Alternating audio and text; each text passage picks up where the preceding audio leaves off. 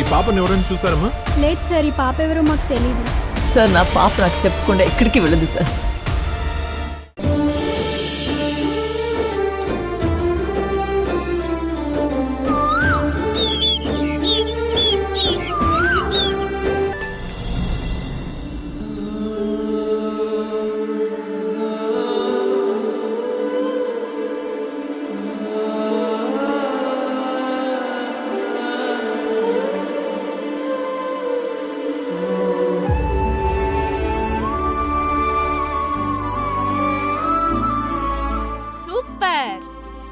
All the best అక్క.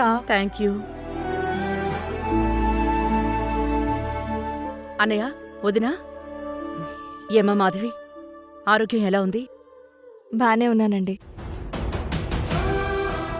బుజ్జమ్మా, ఏంటమ్మా ఇది? ఇన్నేళ్ళు ఆ ఇంట్లో మహారాణిలా ఉన్నావు నువ్వు, మళ్ళీ ఈ డ్రైవర్ అవతారంలో ఆటో ఎక్కడం ఏంటమ్మా? ఓడలు బళ్ళవుతాయి, బళ్ళు ఓడలవుతాయి అని పెద్దలు ఊరికే అనలేదు. పాపం రాణమ్మ గారు, కాలం కలిసి రాకపోతే ఎంతటి వాళ్ళైనా మళ్ళీ పాత సీట్లోనే వచ్చి కూర్చోవాలి. మాధవి, ఇందులో జాలిపడ్డానికి ఏమీ లేదు. కాలం ఎప్పుడూ ఒకేలా ఉండదు కదా. గోడ మీదున్నా బండి మీదున్నా ఏ సీట్లో కూర్చున్నా నడిపేవాడికి దారి తెలియాలి. అది నడిపించే దేవుడి మీద నమ్మకం ఉండాలి.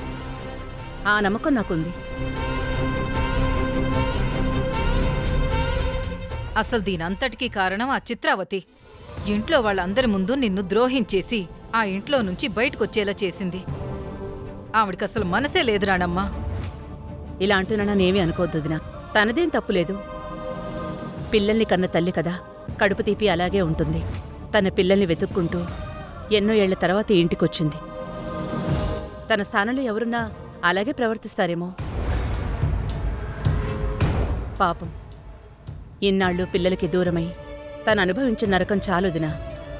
ఇప్పుడు మనం కూడా తనని నిందించటం న్యాయం కాదుదినా. దేవుడు రాసిన రాతకి ఎవరిని నిందించేం లాభం?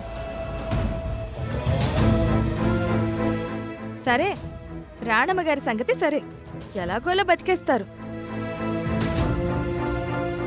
కానీ అక్కడ పెద్ద ఇంట్లో ఉన్నా మన ప్రియ ఏమైపోతుందో ఏంటో ఇప్పుడు. మొగుడు మొహం చూడ్డానికి కూడా ఇష్టపడట్లేదని విన్నాను. ఈరోజు మీరు కూడా ఇంట్లో నుంచి బయటకు వచ్చేస్తారు.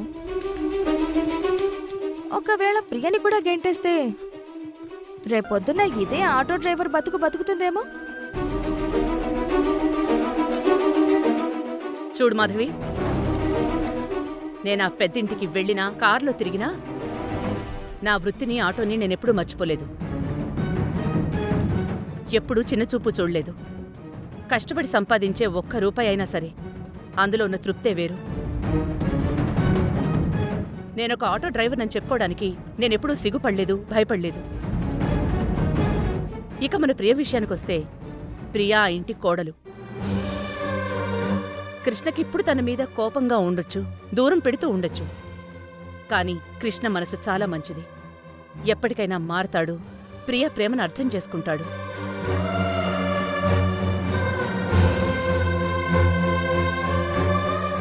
కృష్ణ భార్యగా, ఆ ఇంటి మహాలక్ష్మిగా ప్రియకక్కడ ఏ లోటు ఉండదు.